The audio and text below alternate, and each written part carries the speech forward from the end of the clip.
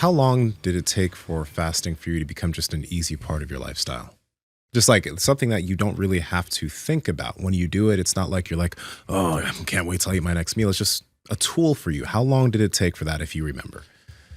Yeah, I would say that's all within easily the first month. Yeah? Right? Like, because all you need is for your metabolism to be like, oh, we can cross this line from we burn through all the blood sugar, right? Which is should be a small amount if we're healthy, to, oh, we burn fat throughout the day.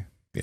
So the reason why I actually asked you that is because we've been utilizing fasting for years now. It's something easy. It's something that helped me not be able to, like, I have control over my hunger. When I want to eat, I eat. When I don't, I don't. Like this morning I ate, but I don't give a fuck because I could fast anytime I want. Hunger doesn't bother me anymore. I like when I feel hungry, it's not like I have to reach for food. It's hunger because I've gotten myself used to that feeling and I don't always have to respond to it. That's why I think, we were talking yesterday, we talked about like seeking discomfort helps with progress. And fasting initially for a lot of people is an uncomfortable thing. It is not comfortable. It doesn't feel good. Feeling hungry initially doesn't feel good. But you get yourself used to it day by day. You do a little bit more, maybe you bump it up a few hours. Maybe you do have a binge here or there, but you get back on and you continue to get used to it. And then it becomes a tool that you can pull upon, whereas you're hungry and then you realize I'm not angry. I don't have to reach for food. I think it's a tool that everybody can benefit from diving down. Because some people they talk can about use some version of it. Yeah. Some version of it, because all it does is it trains you not to always respond to hunger. Yeah. I used to get on the plane and like wait for like the peanuts. Where are the peanuts? I got to get, and now it's like I just resign myself like, okay, I'm going to go to the airport. I'm not going to eat until I land wherever I land, and just learn to fast throughout flights. And to me, that's the greatest strength of all, because that's like I used to get all frantic on an airplane going like, I need to have protein bars with me. Yeah. I need to bring beef jerky. And I would have to bring all these things. And now it's like I don't bring anything. And I don't worry about it. You get some freedom from it. But I think we have to be conscious of the fact that there's people that respond so differently to food. Like they just, I don't know, they maybe have had traumas in their life and they are heavy. Person that you mentioned, 370, like when people start getting into those weight ranges, their relationship with food, their relationship with themselves is usually not great. They almost always have a trauma that is somewhere in the background. And I think it's easy for us to say like, oh, they should be able to do, but like it's literally I think it's just way different for them. I think they're just coming from a much further range back. So like you and I can say, oh man, our fucking hormones like felt off and we felt like shit for a long time. But where we were coming from anyway, just having an athletic background, always being into weights, like this is our craft. No one in here has really had a real job. Oh, Andrew. Sorry, Andrew. I had a real job. I had a real job for like 12 years, dude. There's you beat me there. Yeah. There's things to kind of just be considerate of. And I don't think that people need to have like a mind virus to block them from being able to fast just because they maybe previously had such a hard time with food. I think you can grow into it, but I've seen people use fasting and it literally not work very well because they'll overdo it. So if you fast and you binge and you fast and you binge, feasting is one thing, like strategically feasting, but binging and going way off plan and eating ice cream and stuff like that is another. And I've had that experience. I think you've had that experience, fair to say. And I have a question for you after this. Yeah. So I just think we got to be kind of conscious of that. Those things can happen, but I agree that I think this is the way for a lot of people to go, especially when you're considerate of a carnivorous style diet, because as my brother and I have kind of talked about before, you eat some steak and then you don't eat for a while. And then you eat some steak. And if you're not hungry for the steak, if you're not hungry for the carnivore meal, you didn't wait long enough.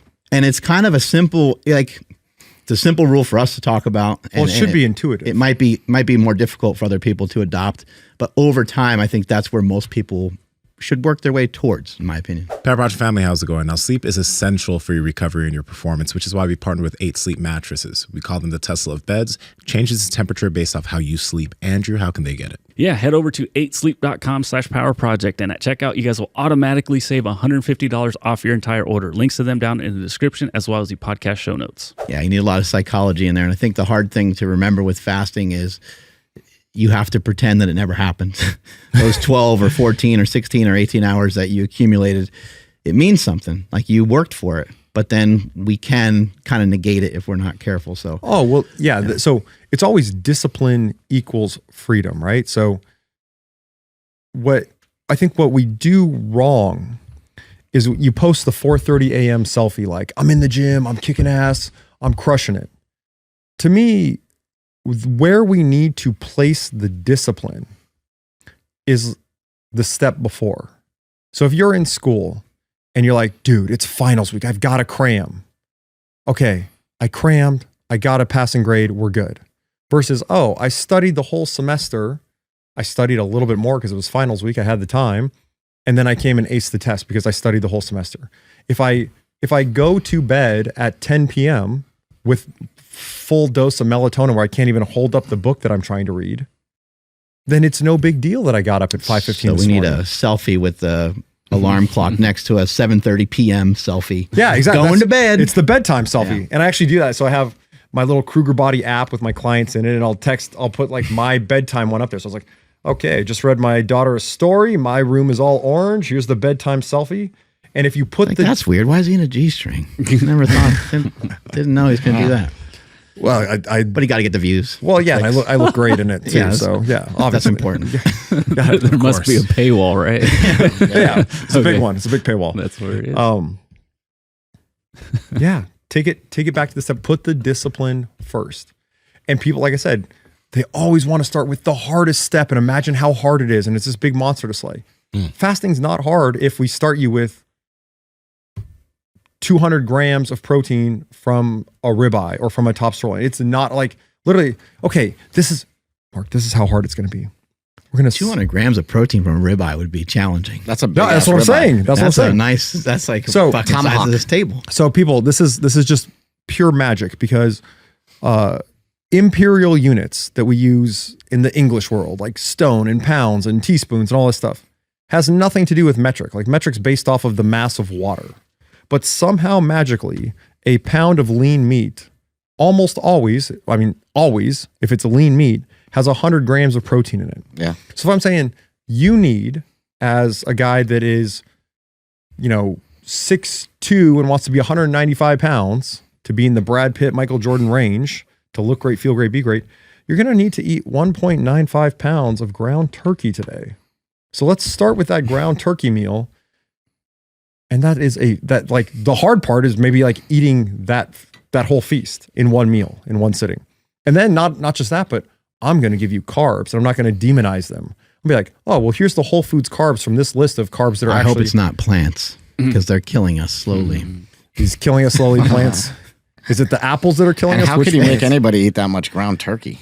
No, it's literally the hardest. No, it's the hardest one. And Nsima's soul just died. Yeah, like ground turkey. That's Turkey's disgusting. like- maybe 97% lean. How do we go from ribeye to No, either way, if it's lean meat, if it's top sirloin, We got you. right. If it's top sirloin, we start there. We start at the feast table. Well, this doesn't seem that hard. I can try to put this down. Oh, actually, you couldn't. And even if it was your favorite meal in the world, if we're eating the right foods, if we're whole foods meat based, then at some point you're going to be like, dude, I know this tomahawk ribeye, medium rare, seared perfectly, is my favorite food on the planet. But if I got it big enough, at some point there's going to be a amount of like ribeye left on the plate that I don't want anymore. Right? 2 bags of Oreos a day. I always wanted more Oreos. Oh, yeah. And basically, guys, at that time, I was basically on a vegan diet. It's like we were poor, living in this little studio apartment in Long Beach, and I got money for my 2-pack a day Oreo habit and pasta and like tomato sauce or whatever. Worst shape of my life. But if we start with, we feast, we actually nourish our bodies to get the hormones that we need to endure, to be nourished.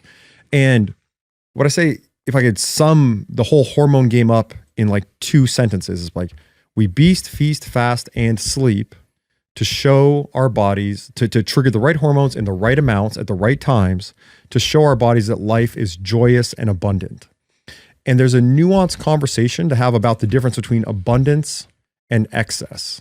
Like, I want to have an abundant mindset. I want to bring all these great things into my life, but it's not a life about excess. Like, to me, excess is like, it's strippers and cocaine and rock stars.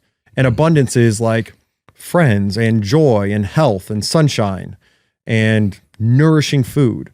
And so we want to have abundance and not excess. And if we eat abundantly and nourish ourselves, the whole thing, even the part that you perceive as hard going into it, might become the easy part. Like fasting for me is the easiest part, right? And it makes your whole life more productive. Like, oh man, 5 a.m, I've got to pack my snack bag for the airport. And I'm not doing that, right? Like it gives you more freedom. Like there's more freedom everywhere because you have the discipline to do these simple things every day.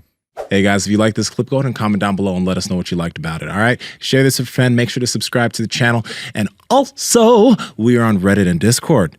All that's down below. All our sponsors and everyone that supports us down below there too. So you can get whatever you like from us. All right.